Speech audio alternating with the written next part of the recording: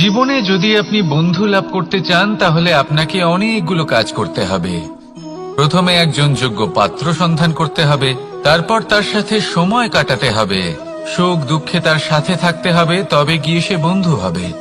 কিন্তু যদি আপনি শত্রু খুঁজতে চান তাহলে কোথাও যাওয়ার দরকার নেই, কারণ আপনার সব থেকে বড় শত্রু আর কোথাও নেই, আপনারই মনের মধ্যে, আপনার চেতনায় রয়েছে। ক্রোধ, মোহ, লোভ, কাম, মদ, মাৎসর্য।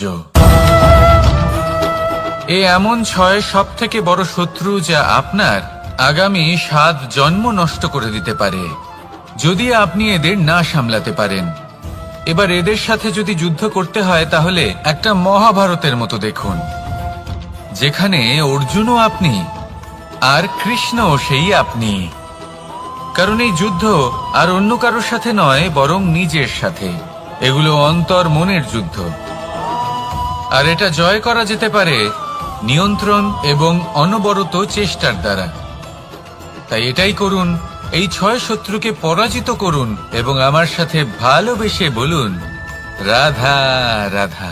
বেশিরভাগ মানুষই এই কথা জানেন যে আমাদের শরীর 5টি তত্ত্ব দ্বারা নির্মিত, যাকে আমরা পঞ্চতত্ত্ব বলি: জল, অগ্নি, বায়ু, ধরিত্রী এবং আকাশ। এবার এই কথা আমরা সকলে জানি, কিন্তু এগুলোর সাথে কিছু গুণ জড়িয়ে রয়েছে যেগুলো আমরা দেখতে পাই না। যদি এই গুণগুলি আমরা আত্মসাৎ করতে শিখে যাই তাহলে সাক্ষাৎ পরমেশ্বরের দর্শন আমরা পেতে পারি। যদি কথা বলি প্রথম তত্ত্বের, জলের কথা, জল যা প্রত্যেক জ্বলনকে শীতলতা প্রদান করে।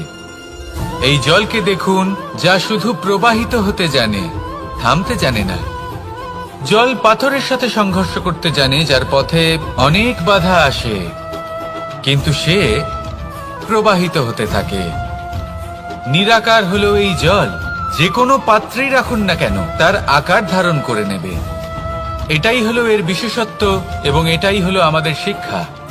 কিভাবে প্রবাহমান থাকতে হবে, কিভাবে আমাদের থামলে চলবে না, তাতে আমাদের পথের মধ্যে যতই যেরকমই সমস্যা আসুক না কেন, আমাদের এই জলের মতোই নিরাকার হয়ে যে কোনো পরিস্থিতিতেই প্রবাহমান থাকতে হবে। এই শিক্ষাই জলের থেকে লাভ করুন আর আমার সাথে ভালোবেসে বলুন, রাধা রাধা। আলস্য আপনার আরো একটা অত্যন্ত বড় শত্রু, যা আপনার মনের মধ্যে বসবাস করে আর ধীরে ধীরে আপনার কার্য শরীরের একটা অংশ হয়ে ওঠে। সব কাজে দেরি করিয়ে দেয়, সবকিছু নষ্ট করে দিতে পারে এই আলস্য।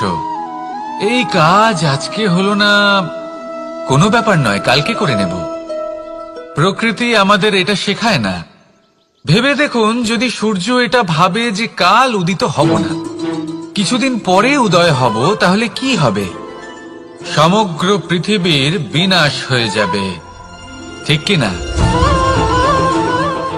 দেখুন, এই আলস্য নিয়ে খুব সুন্দর একটা কথা আছে, আলস্যস্য কুত বিদ্যা। অর্থাৎ যিনি অলস হয়ে বসে থাকেন তিনি বিদ্যা লাভ করেন না, জ্ঞান লাভ করেন না, আর জ্ঞান না থাকলে তিনি ধন অর্জন করতে পারেন না। তার জীবনে সুখ স্বাচ্ছন্দ্যের অভাব থাকে, বন্ধুর অভাব থাকে। যেখানে সুখ স্বাচ্ছন্দ্য নেই, মিত্র নেই, আপনজন নেই, জ্ঞান নেই, সেখানে আনন্দ কিভাবে বাস করতে পারে?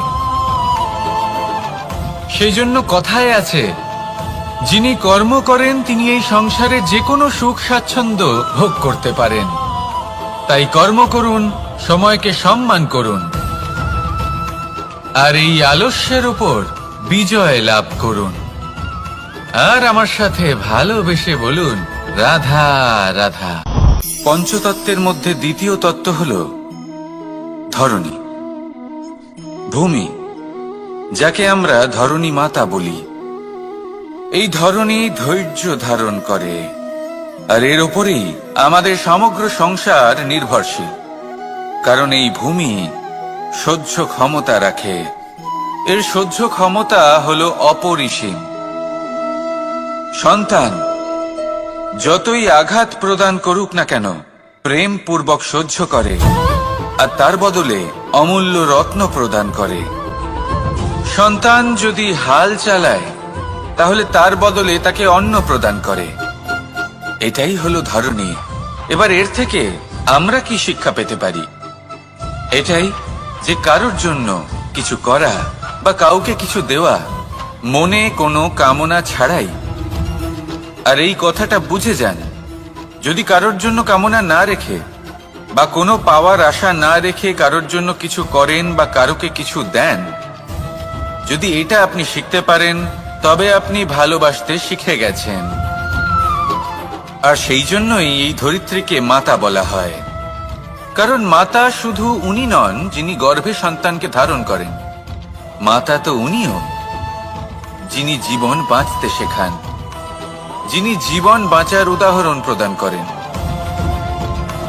তাহলে ধরনীর থেকে এই নিঃস্বার্থ ভাব শিখুন, নিঃস্বার্থ ভালোবাসা শিখুন, আর এই ভালোবাসার সাথেই বলুন রাধা রাধা। বায়ু পঞ্চতত্ত্বের মধ্যে তৃতীয় তত্ত্ব। কেউ একে সমীর বলে, আবার কেউ একে পবন বলে।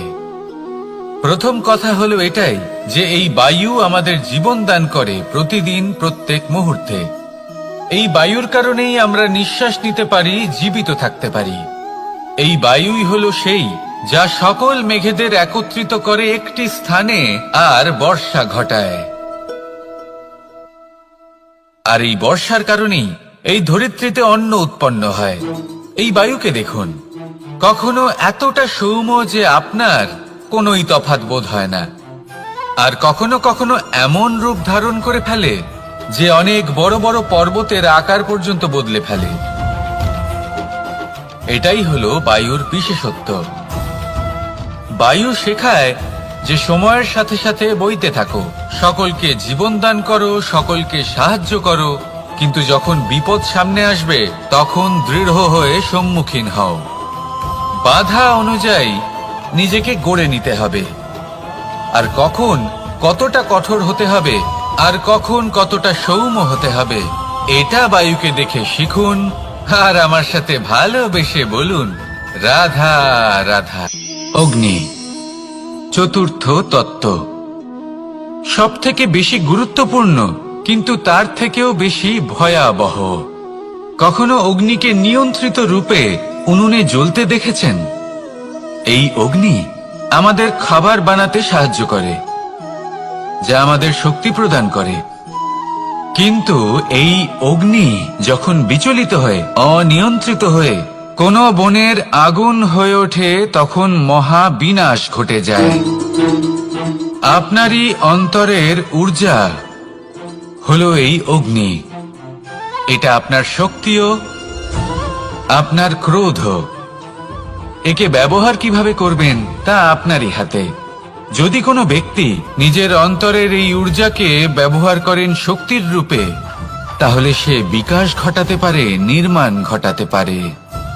কিন্তু যদি কোনো ব্যক্তি তার অন্তরের ঊর্জাকে বিধ্বংসী অস্ত্র বানিয়ে ফেলেন, তাহলে নিশ্চিত রূপে মহা বিনাশ ঘটতে পারে, যাতে বিনাশ তারও অবশ্যই হবে।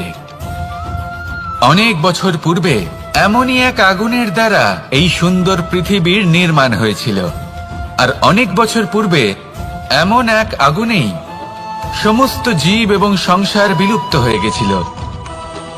এবার আপনি আপনার অন্তরের ঊর্জা দ্বারা বিনাশ ঘটাতে চান নাকি নির্মাণ ঘটাতে চান, সেই সিদ্ধান্ত আপনারই।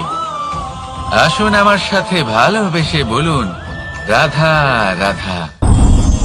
পঞ্চম তত্ত্ব, আকাশ নব ব্যোম। আসলে কোনো ভ্রম নাকি সত্য? ভ্রম তো হতে পারে না, কারণ ভ্রমের মধ্যে কেউ বাঁচতেই পারে না। আর যদি সত্য হয় তাহলে এতটাই বিশাল যে আমাদের চোখের থেকে, আমাদের ইন্দ্রিয়ের থেকে, আমাদের মস্তিষ্কের থেকে, আমাদের চিন্তা ভাবনার থেকেও অনেক ঊর্ধ্বে, যাকে আমরা বুঝতেই পারি না। এটা যতটাই বিশাল আকার, ঠিক ততটাই সরল। এই আকাশ যতই অন্ধকারাচ্ছন্ন, ততটাই আলোর প্রকাশ প্রদান করে থাকে। দেখতে গেলে এ হলো জীবনের সঞ্চালক, কিন্তু যদি ক্রুদ্ধ হয়ে যায় তাহলে প্রাণ কেড়ে নিতেও দ্বিধা বোধ করে না। এই আকাশ শুধুমাত্র পৃথিবী লোক নয়, বরং এই সমগ্র ব্রহ্মাণ্ডকে, এই সমগ্র সৃষ্টিকে, এর প্রত্যেকটা তারাকে, প্রত্যেকটা গ্রহকে একটা বিশেষ স্থান প্রদান করে। এর নিজের কোনোই অস্তিত্ব নেই, কিন্তু সকলকে অস্তিত্ব প্রদান করে। এটাই হলো এই আকাশের মাহাত্ম্য। এই আকাশে হলো মাহাত্ম্যের প্রতিরূপ, যা আমাদের ভাবনা দ্বারা উৎপন্ন হয়। আপনিও আকাশের মতো এই বোধকে আপন করে নিন। আপনার জীবনও আকাশের মতন মহান এবং বিশাল হয়ে উঠবে। আর তখনই মন সুপ্রসন্ন হয়ে বলবে, রাধা রাধা। কাম, তৃতীয় পুরুষার্থ। এবার অধিকাংশ মানুষই কাম বলতে বিলাসিতা, বাসনা, লালসা মনে করে ফেলে। আসলে এমন কিছুই নয়। কামের বাস্তবিক অর্থ কি? কামের বাস্তবিক অর্থ হল কামনা। প্রতিটা ব্যক্তি, প্রতিটা মানুষ, প্রতিটা জীব এই সংসারে কোনো না কোনো বিশেষ কারণে আসে। সেই কারণকে পূর্ণ করার জন্য কর্ম করাকে কাম বলে। এখন সেটা সবার জন্য ভিন্ন হতে পারে। কারোর কাছে সেটা জ্ঞান অর্জন করা হতে পারে, আবার কারোর কাছে নির্মাণ করা হতে পারে। কারোর জন্য পরিবারকে সঞ্চালন করা হতে পারে, আবার কারোর জন্য এই সংসার থেকে পাপ দূর করা হতে পারে। কিন্তু সবথেকে গুরুত্বপূর্ণ হলো যে মানুষ যেন নিজের কর্ম ঠিক করে করে, সম্পূর্ণ যত্ন নিয়ে করে। তৃতীয় পুরুষার্থ মানে এই কাম। এটার অনুচিত অর্থ নিজেকে বোঝানো মানেই সমগ্র জীবনকে অর্থহীন করে দেওয়া। তাই প্রেম দ্বারা আপনার এই সংসারে আসার কারণটাকে অনুসন্ধান করুন, আর এই প্রেমের সাথেই বলুন, রাধা রাধা।